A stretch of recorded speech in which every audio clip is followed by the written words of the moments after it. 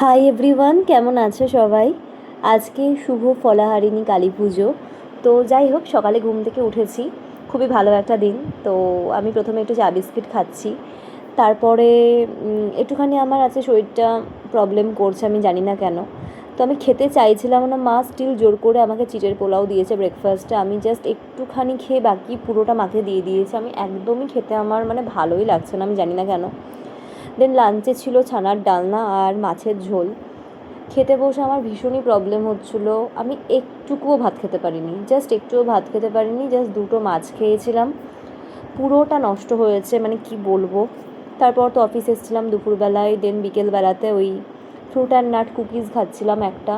এটা খেতে খুব একটা খারাপ না, স্টিল আমার ভালো লাগছিলো না, সবাই জোর করছিলো বলে একটা নিয়েছিলাম আর চা খেয়েছিলাম। চাটা খেতে বেশ ভালো লেগেছিলো।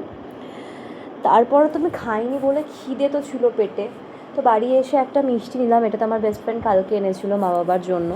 অনেক রকমের মিষ্টি এনেছে, তোমাদেরকে আগের দিনই বললাম। তো কালকে নৌকা মিষ্টিটা খেয়েছিলাম, আজকে এই মিষ্টিটা খাচ্ছি। এটাও অ্যাভারেজ খেতে লেগেছে আমার। তারপর জল টল খেয়ে একটু বসেছিলাম।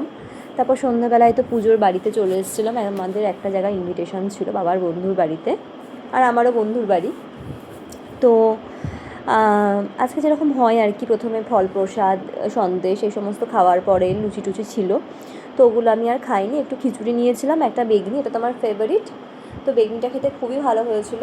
আর আলুর দম খিচুড়ির সাথে থাকলে আমার তো কিছু লাগে না।